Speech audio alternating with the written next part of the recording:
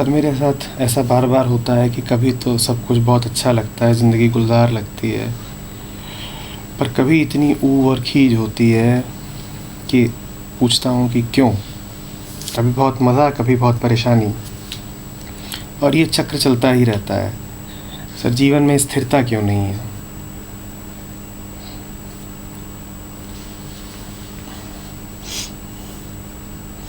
यहाँ मनोविज्ञान वाले एक दो लोग बैठे हैं। वहाँ एक चीज़ चलती है, बाइपोलर डिसऑर्डर।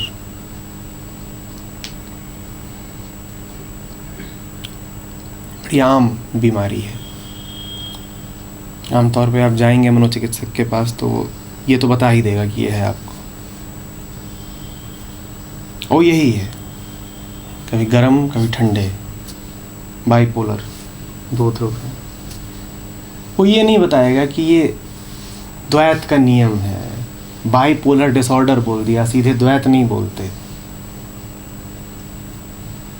क्योंकि होना ही होना है। कोई नहीं है दुनिया में जो इस बाइपोलर डिसऑर्डर का मरीज ना हो, क्योंकि सबको उत्तेजना और खुशी चाहिए। वो बताता ही यही है कि तुम दूसरे ध्रुव पर, दूसरे पोल पर बहुत रहते हो। ऊबे रहते हो तो उत्तेजना चाहते हो, दुखी रहते हो तो सुख चाहते हो। वही तुम्हारा। ये मत पूछो कि ऐसा क्यों होता है कि कभी बहुत खुश तो कभी बहुत दुखी। मैं हमेशा खुश रहना चाहता हूँ। खुश रहना चाहते हो इसीलिए दुखी रहते हो। एक ध्रुव से आकर्षण है इसीलिए दूसरा ध्रुव मिलेगा। एक अच्छा कैसे लगेगा अगर दूसरे पर न बैठे हो?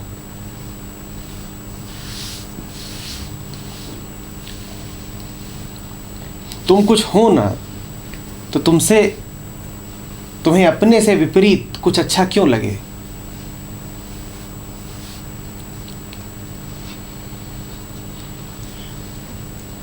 आदमी बड़ी अजीब शय है। वो आधा है और अपने ही आधे हिस्से की तलाश में भटकता रहता है।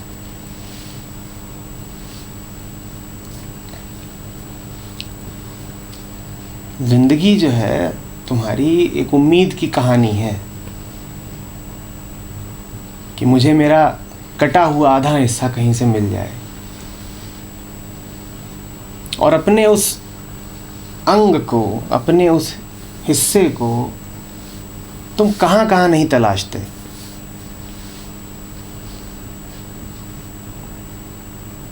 कि मिल जाए अपना बचा हुआ भाग तो पूर्ण हो जाऊं, उसको तुम कहां कहां नहीं तलाशते। और जो ही कुछ कूड़ा कचरा तुम्हारे हाथ लगता है, तुम उसी के साथ उम्मीद बांध देते हो कि क्या पता यही मुझे निशेष कर दे, क्या पता इसी से पूर्णता मिल जाए।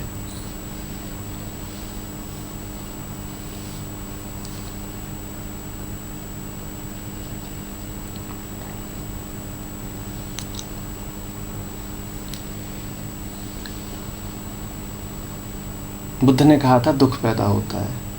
उसको ऐसे भी कह सकते हो कि उम्मीद पैदा होती है। आदमी का पैदा होना उम्मीद का पैदा होना है। आधा आए हैं, आधे की तलाश है। तलाश में ही आए हैं, कहीं और थे, पता नहीं कैसे ये भ्रम उठा कि कुछ खो गया है, तो जो खोया है उसकी तलाश में आए हैं। जैसे अपना ही एक हाथ खो गया हो, जैसे अपने ही दिल का एक हिस्सा खो गया हो, जैसे अपनी ही एक आँख खो गई हो, उसकी तलाश में आए हैं और खोज रहे हैं उसको दुनिया में कि मिले। खोज क्यों रहे हैं? क्योंकि अपने आप को आधा माना है। खोजना तो ताज्जुब है ही। ताज्जुबों में ताज्जुब ये है कि कईयों को मिल भी जाता है, वो कहते हैं मिला, उसको हम सुख मानते हैं। कह रहे हैं जो खोया हुआ था वो मिल गया। आजकल बड़े सुखी चल रहे हैं,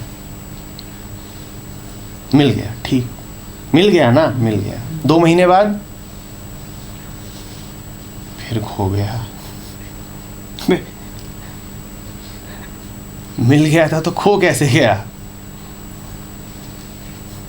और पूरे हो गए थे तो फिर अब खोने की गुंजाइश कहां से आई?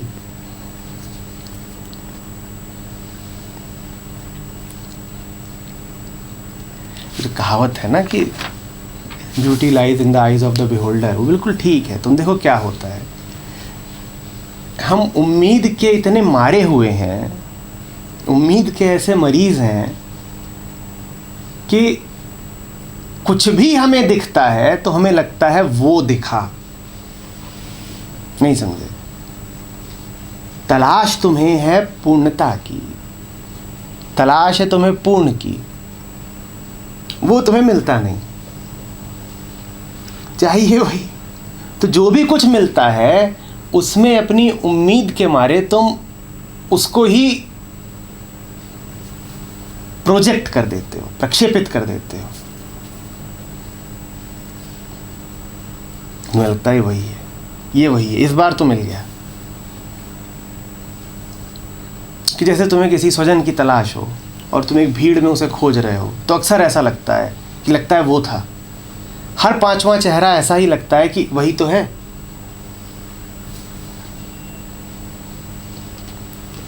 कई बार तो चेहरा नहीं दिखता है, सिर्फ पीठ दिखती है और तुम पीछे से जाके उसे कंधे पे हाथ रखते हो।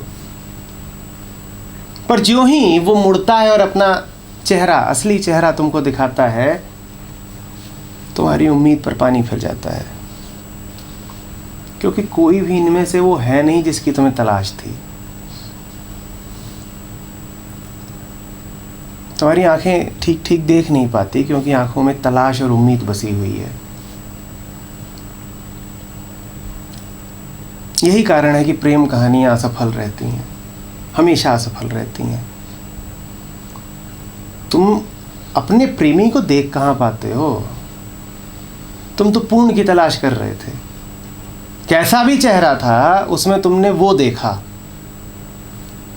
चेहरा वैसा था ही नहीं, तुम प्रक्षेपित कर रहे थे। समझे ना? Beauty lies in the eyes of the beholder. Beauty वहां थी ही नहीं, तुम्हारी तलाश तुम्हें दिखा रही थी कि यहां कुछ है। फिर इसीलिए बाद में बड़ा झटका लगता है, अरमानों में बड़ी आग लगती है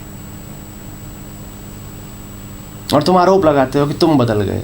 वो बदल नहीं गया, वो था ही नहीं जो तुमने उसे कल्पित किया था। तुम्हारा प्रक्षेपण था, तुम्हारी भूल थी, उसकी क्या गलती है? कोई प्रेमी जिसने न कहा हो अपनी प्रेमिका से कि तुझसे सुंदर कोई और नहीं, और वो झूठ नहीं बोल रहा होता है, क्योंकि सत्य तो सुंदर होता ही है। सत्यम सुंदरम। सत्य की तुम्हें तलाश थी और तुमने किसी चेहरे को देखा, तुम्हें लगा यही तो है, वो सब बहुत सुंदर लगता है। बाद में आग लगती है।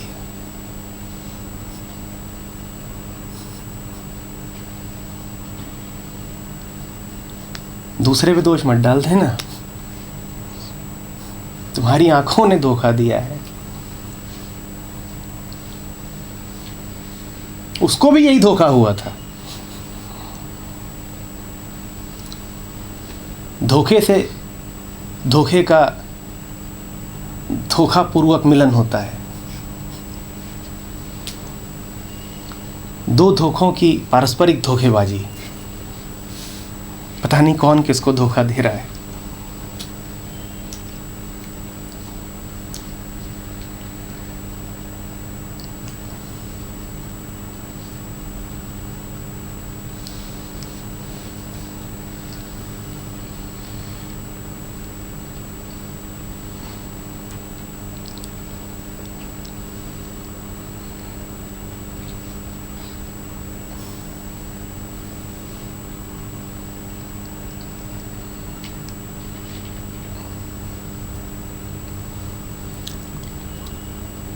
इसीलिए एक गहरी आस्तिकता बहुत ज़रूरी है। मैं तुमसे ये नहीं कह सकता हूँ कि दुनिया में कुछ भी सुंदर दिखे तो उसे सुंदर मानो ही मत। किसी के पास जाने से मिल रही है शांति, किसी का रूप लग रहा है बहुत सुंदर, बेशक मानो उसे सुंदर, पर गहरी आस्तिकता बहुत ज़रूरी है, ताकि जब कोई प्यारा लगे तो ये भी कह सको कि प्यारा तो तू बहुत है, पर इस कारण कि तुझसे वो याद आता है। रूप तुझ में बहुत है पर तेरा नहीं है। कीमत तेरी करता हूं इसलिए क्योंकि तू किसी का पैगंबर है। कीमत तेरी नहीं है, कीमत उसकी है जिसका पैगाम लेके आया है तू।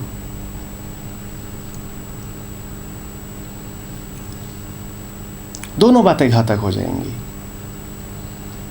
जिसके प्रति आकर्षित हो रहे हो, जिसके पास जाने से सुख की अनुभूति होती है, अगर उसी को कीमती समझ लिया तो ये बात भी घातक है। और इसके विपरीत कई बार ऐसी शिक्षा दी गई है कि दुनिया के प्रति उदासीन ही हो जाओ, कि जो कुछ भी तुम्हें भाता हो उसको त्याग ही दो। ये बात भी मूर्खतापूर्ण है। तुमसे कहा जा रहा है कि एक सुंदर पर्वत को देख करके तुम्हारे भीतर भी कुछ सुंदर सा होता है तो तुम उससे नजरें फेर लो। क्यों फेर लो भाई? तुमसे कहा जा रहा है कि तारों को और आसमान को, चांद को किसी पूर्णिमा की रात देखो और मन में कविता उठे तो उस कविता को दबा दो। क्यों दबा दो भाई? कविता लिखो, ज़रूर लिखो, पर चांद की तारीफ में नहीं, उसकी तारीफ में जिसके होने से चांद है। गहरी आस्तिकता बहुत ज़रूरी है। संसार तुम्हें बेशक प्यारा रहे, पर संसार से तुम्हें जो कुछ मिल रहा हो ये याद रखना कि वो तुम्हें संसार नहीं दे रहा है। ये संसार में जीने की कला है।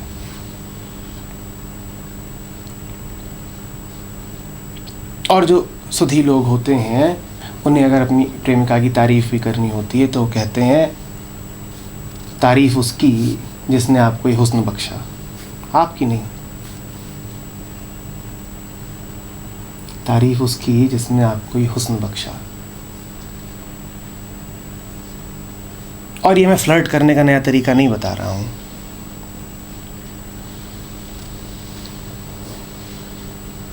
ये वास्तव में तुम्हारी भावना होनी चाहिए कि कौन चित्रकार है, ऐसी चीज़ बना दी। मोहतरमा ज़रा खड़ी हो जाइए।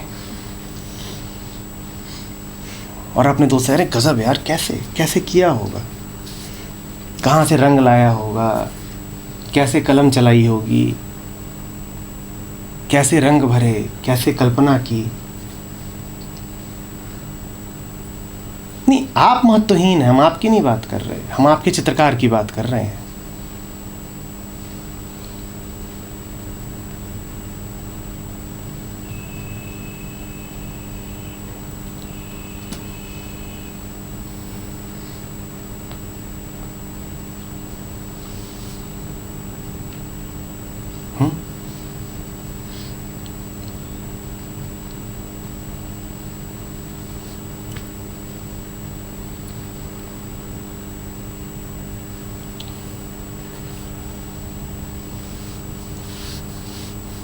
जब सुख आए तो वो याद आए, जब दुख आए तब भी वो याद आए।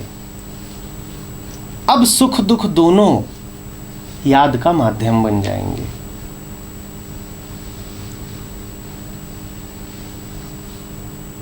गाते थे ना, तेरे फूलों से भी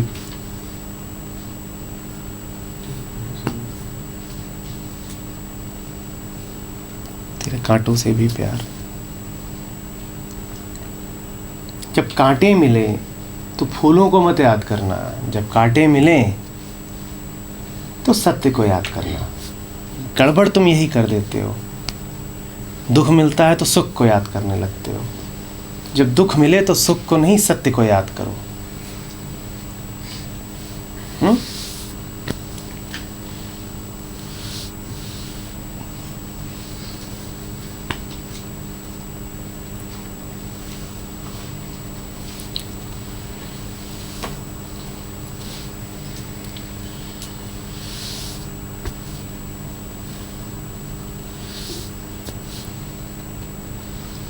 सर, जैसे बहुत समय से मैं समझने की कोशिश कर रहा था कि अद्वैत क्या होता है। तो एक बार सेशन में बहुत सिंपल सी बात समझ में आई थी। आपने कहा था कि जैसे जैसे जो भी है उससे भाग के दूसरे पे नहीं जाना, उसी में टिके रहना। जैसे आप अभी कमरे में बैठे हुए बहुत बोर हो रहे हो तो ज़बरदस्ती फ़ोन उठा के यानी भागना, वही अद्वैत है। तो मैंने सोचा था कि अब से मैं कम से कम इतना तो कर सकता हूँ कि जब वो सिचुएशन आएगी तो मैं दूसरे पे भाग के नहीं जाऊँगा। लेकिन अभी लेटली ऐसा हुआ था। तो अब मुझे पता है मैं घर पे बैठा हुआ हूँ, कोई सिचुएशन है, चीज़ बहुत ख़राब है, और तो अब मुझे ये भी पता है कि क्या सीखा था। ये बहुत मतलब बहुत ओवर पावरिंग था। मुझे दिख रहा है कि मैं बाइक उठा ली है मैंने और मैं वहाँ जा रहा हूँ जहाँ पे मुझे इसका ऑपोजिट मिलेगा। कुछ दुख है तो वहाँ पे थोड़ा सा नहीं, तो मुझे ये चीज़ दिख रही है। कोई ज़रूरी नहीं है कि अपने आप को कष्ट दो, कचोटो। वो भी एक स्थिति से दूसरे में भागने वाली बात है। बहुत गर्मी लग रही है और लग ही रही है, पसीने छूट रहे हैं, तो कोई पाबंदी है क्या कि वहाँ से उठ के ठंडी जगह पे नहीं जाना है? कहो कि नहीं, ये तो द्वैत हो गया कि गर्मी से ठंडी में भागे हैं, अब पसीने छूट रहे हैं तो और क्या करोगे? लेकिन जब ये हो रहा हो, ये घटना घट रही हो, उस समय सजग रहो कि ऐसा हो रहा है। सजगता का अर्थ ये नहीं होता कि बंदिश लगानी है। सजगता में कोई ताकत नहीं लगनी चाहिए। तुम लोग सजगता के नाम पे बल प्रयोग करते हो, बलात्कार करते हो अपने ही साथ। सजगता ऐसी होती है कि बड़ी सूक्ष्म, उसमें एफर्टफुलनेस नहीं हो सकती, ताकत नहीं लग सकती उसमें कि अपने आप को ज़बरदस्ती पकड़ के बैठे हुए हो। एक कहानी चलती है और वो पंडितों में बड़ी प्रसिद्ध है कि फलाने एक हुआ करते थे शिष्य, और वो इतने पक्के थे अपने प्रण के, पढ़ाई करनी है, रात भर जगना है, कि वो अपनी चुटिया को ऊपर छत से बांध देते थे। अब उन्हें रात भर पढ़ाई करनी है तो बैठ करके पढ़ रहे हैं, शास्त्र रट रहे हैं। तो जब भी उन्हें नींद आए और यूं गिरें तो ऊपर से चुटिया खिंच जाए तो नींद फिर खुल जाए तो फिर पढ़ना शुरू कर दें। सुनी है ना ये?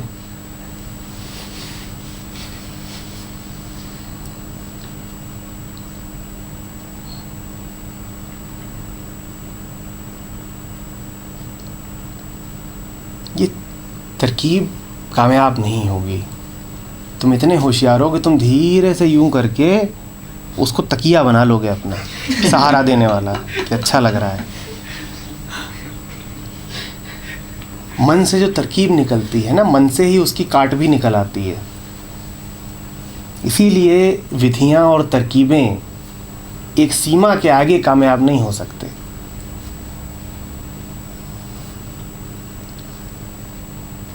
तुम्ही ने तो तरकीब सोची ना, तुम ही उसकी काट भी सोच लोगे, पक्का जानो।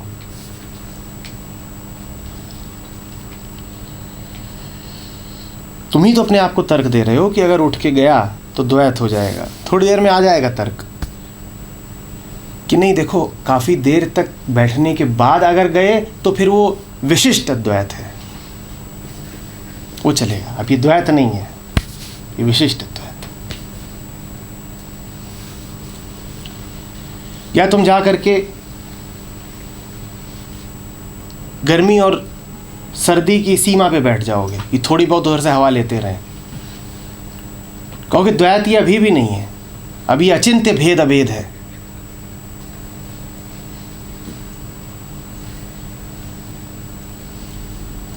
मन तर्क दे लेगा, क्या करोगे?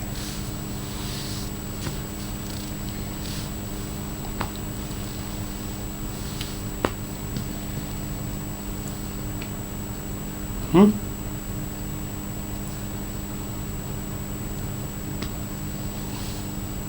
सर वो फिर गलती को दोहराना नहीं हुआ, मतलब कोई चीज़ आपने पता चल गई वो फिर से अपनी सारी गलतियां दोहराओ। तुम्हारा होना ही एक गलती है, दोहरा नहीं रहे हो क्या? प्रतिक्षण सांस लिए जाते हो, ये और क्या कर रहे हो तुम? दोहरा नहीं रहे हो, दिल धड़कता ही जाता है, और क्या कर रहे हो? सारी गलतियां दोहराओ, पूरी अनुज्ञा है तुमको, पर स्मरण के साथ दोहराओ। कोई ये ना कहे कि याद रहेगा तो गलती होगी नहीं दोबारा, फिर होगी।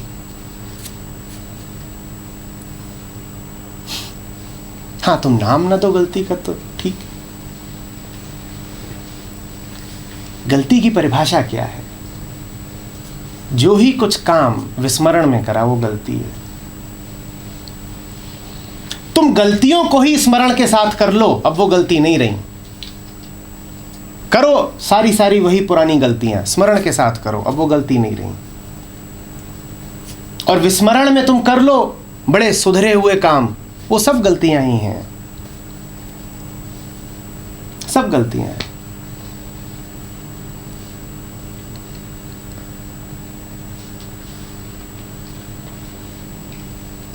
अपने आप को ऐसा माहौल दो जिसमें लगातार याद बनी रहे।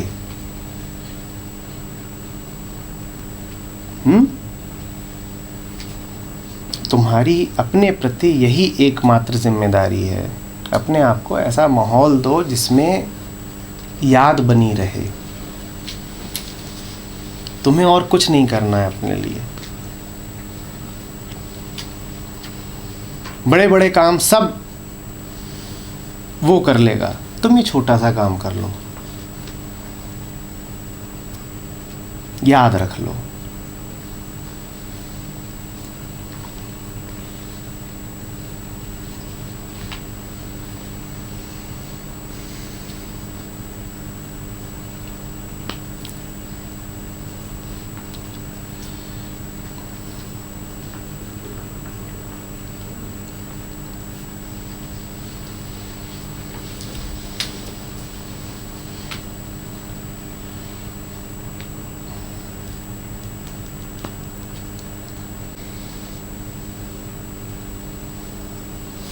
स्मरण कोई थॉट तो नहीं है। आपने एक बार बोला था कि वो पीछे बैकग्राउंड में चलता रहेगा और मन को पता भी नहीं लगता। जब ध्यान की बात हो रही थी तो कि वो मन मग्न रहता है, चाहे तुम जो भी काम कर रहे होगे वो करते रहोगे तो तुम्हें ये नहीं पता होगी तुम मग्न उसकी वजह से हो कि तुम ध्यान में हो, पर जो भी तुम्हें लग भी सकता है कि तुम काम की वजह से, पर तुम बोलोगे भी नहीं कि तुम ध्यान में, तो हमें पता नहीं लगेगा। तुम्हें उसका विपरीत तो पता लगता है ना। उस विपरीत से बचो, इतना तो कर सकते हो। मन राम के साथ है, इसका तुम्हें नहीं पता लग सकता कभी, पर मन रावण के साथ है इसका तो खूब पता लगता है। उसके प्रति सजग क्यों नहीं हो सकते?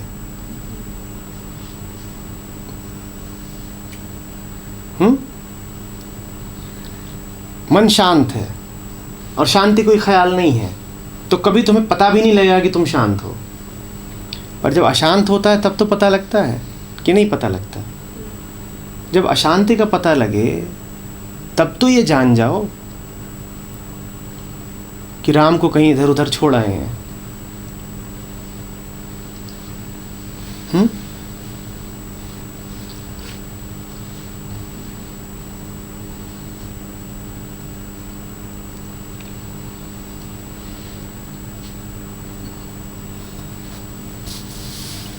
और मैं अशांति कह रहा हूं तो मैं सुख और दुख दोनों की बात कर रहा हूं। अशांति का मतलब दुख ही नहीं है, सुख भी अशांति है।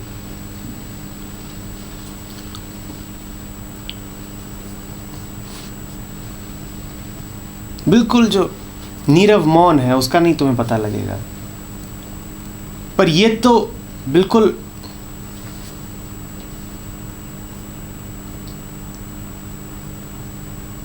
मजे में कहते हो ना, आज मैं बहुत खुश हूं, जब भी ये बोलो सतर्क हो जाओ, कुछ गड़बड़ हो रही है।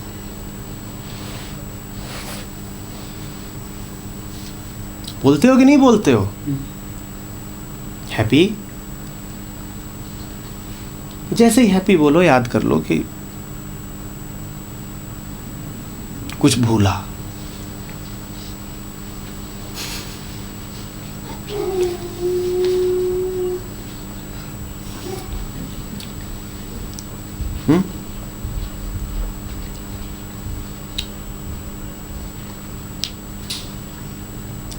हैप्पी,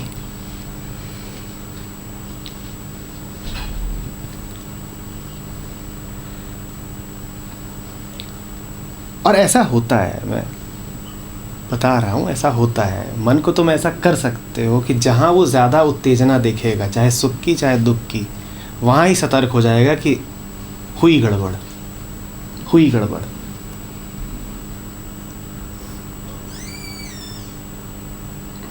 दस लोग मातम बना रहे होंगे, वहाँ तो वो जानेगा है कि हुई गड़बड़, और 10 लोग खुशी मना रहे होंगे, वहाँ भी वो तुरंत जानेगा, तुरंत बिना विचारे कुछ गड़बड़ चल रही है।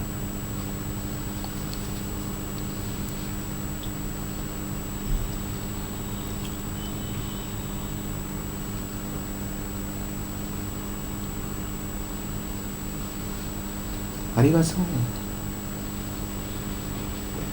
शमशान के विलाप में और उत्सव के आलाप में उसे कोई खास अंतर नहीं दिखाई देगा।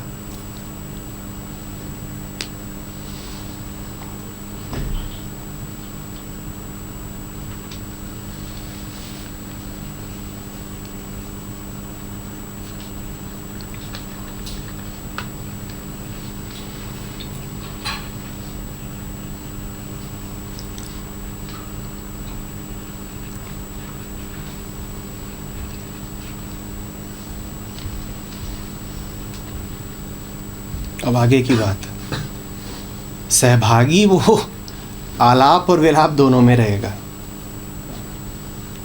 कोई मुर्दा थोड़े ही है, कोई मरा है प्रियजन तो कर लेगा विलाप,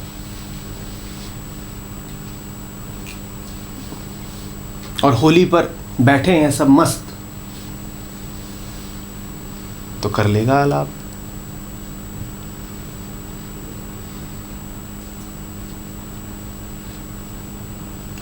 पर याद उसे अच्छे से है कि विलाप हावी हुआ तो भी गड़बड़, और उत्सव हावी हुआ तो भी गड़बड़। हावी कुछ ना होने पाए, सम्मिलित दोनों में हो लेंगे। नहीं मन करेगा तो नहीं होंगे, कोई नियम है क्या?